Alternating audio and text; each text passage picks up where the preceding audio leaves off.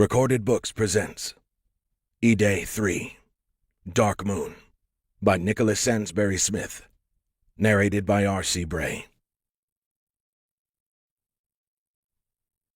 To my editing team, Ziggy, Lynn, Yolanda, Tony, and everyone else, thank you for your assistance and encouragement. You helped me bring this saga to life. Let your plans be dark and impenetrable as night, and when you move, fall like a thunderbolt. Sun Tzu. Chapter 1. Rattling echoed through the caverns. Engine Lieutenant Andy Jackson crouched behind a rock wall with two coalition soldiers holding his energy axe while he tried to pinpoint the location of the advancing cane brakes. The click and hiss of their electronic communications ricocheted from every direction. The island was crawling with the metal monsters. Jackson was somewhere on the eastern side of Katba Island, deep inside the cave system of the mountains. He couldn't say exactly where. For the past few hours he had pushed deeper inside the labyrinthine tunnels, trying to find a place of refuge to ride out the attack. The two coalition soldiers he had linked up with were just behind Jackson, their antlered helmets moving through the darkness like two blind deer.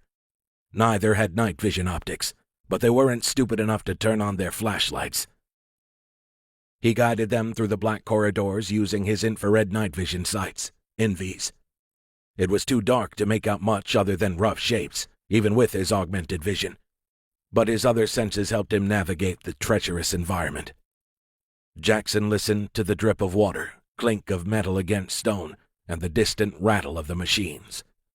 Sweat dripped down his face as his heartbeat quickened. Over the last month, in the face of death and danger, it had continued to beat for only one thing: fighting. That time had come.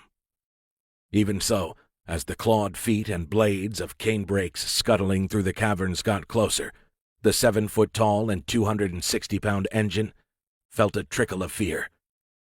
He still couldn't tell which direction they were coming from. The coalition fighters heard it too and ducked in response, their armor clanking against each other. Jackson turned and brought a finger to his helmet. The soldiers froze, silent, while Jackson kept listening. The clatter of the cane brakes faded away, melting back into the caves. After another few minutes of silence, Jackson was comfortable enough to turn on the datapad screen built into his armored wrist. He brought it up to the coalition commandos. Both removed their helmets to have a good look.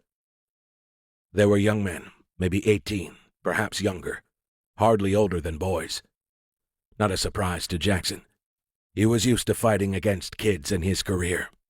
The coalition didn't have an age requirement, and anyone could join. He would never forget seeing a 10-year-old try and lift a pulse cannon in Egypt 3 years ago. It did not end well for the kid when he fired at a piston squad. But while these young men were young, the tattoos across their face and antlers on their helmets indicated they had experienced combat. Death and killing was no stranger to them. Chances were good they had even brought down someone Jackson knew. It didn't matter now. Not with the cane brakes and the behemoth walking towers of metal. The enemy of my enemy is my friend. Jackson raised the datapad to get a better view of the young men's faces. Blood seeped from both their ears. Their eardrums had likely ruptured when the superstructure machine let out one of its high-pitched, screaming sonar bursts. Jackson and the other engines were protected by their helmets and augmented ears, but these soldiers had suffered painful injuries and likely hearing loss. That made communicating hard, especially when he wanted to ask them how the hell to get out of here. He tapped out the message on his screen. The two kids exchanged a glance, then shook their heads, unsure. "I'm a guard, not a scout," said one in a scratchy voice a little too loud. He was overcompensating for his damaged hearing. "Too dark to know where we are," said the other. To keep listening to this audiobook, I've left you a link in the description so you can do it, at no cost thanks to Audible's 30-day free trial.